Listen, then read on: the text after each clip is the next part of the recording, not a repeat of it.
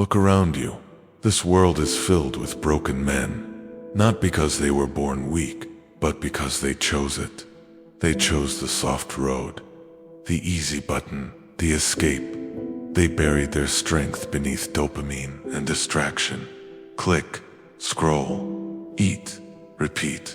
They serve the flesh, and the flesh devours them, and still, they wonder why they feel lost. You were not built for this. You weren't designed to chase comfort.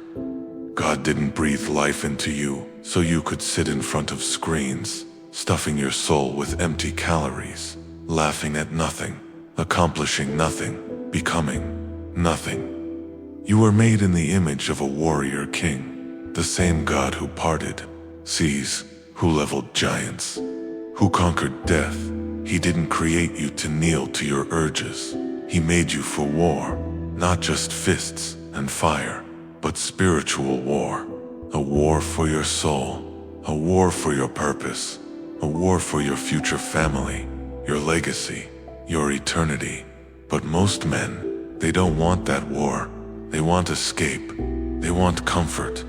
They want applause without action, reward without responsibility, success without sacrifice.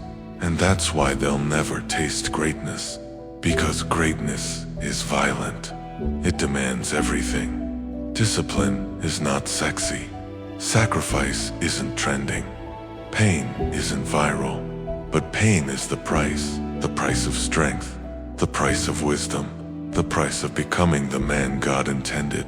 You see, God doesn't hand crowns to cowards. He hands swords. You will bleed. You will sweat. You will walk alone in deserts where no one claps. But in those deserts, you'll meet him not in your comfort, but in your crucifixion. The world says be yourself. The word says deny yourself. Crucify your flesh. Crush your excuses. Die to the man you were so you can rise as the man he designed. And that man, he doesn't flinch at hardship. He runs toward it. He doesn't fear temptation. He conquers it. He doesn't bow to culture. He bows to the King of Kings. You don't get to walk this road and keep your comforts. You don't get to become who God called you to be and still feed your addictions. You must kill them with prayer, with fasting, with fire. Because if you don't kill your sin, it will kill you. You were meant to be a warrior priest, a guardian, a protector of what is holy, a man who knows how to fight and when to fall on his knees. But we're surrounded by noise, lies, weak men selling you weakness wrapped in slogans. Follow your heart. Do what feels good. That's how they trap you. You weren't made to feel good. You were made to be good. And good men do what's right, especially when it costs them. So shut off the noise. Get silent. Get still. And ask yourself, am I living as the man God created? Or am I just surviving as the boy this world shaped?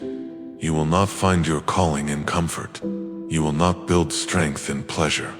You will not meet your destiny if you keep running from your discipline. This world is falling, but you will rise. Not because you're perfect, but because you're surrendered. Because you decided to kill the boy and become the man who fears God, the man who speaks truth, even if his voice shakes, the man who doesn't bend to trends or temptation, the man who trains his hands for war and his heart for worship. You don't chase comfort. You hunt your calling. You don't ask for motivation. You move with conviction. You don't wait to be saved. You pick up your cross and walk, because the man God called you to be, he isn't waiting at the end of an easy road. He's buried under every lie you've ever believed, and you've got to dig him out. Bleed, pray, sacrifice, rise. This is not a game. This is not a phase. This is war. And the enemy, he's not just out there. He's in you.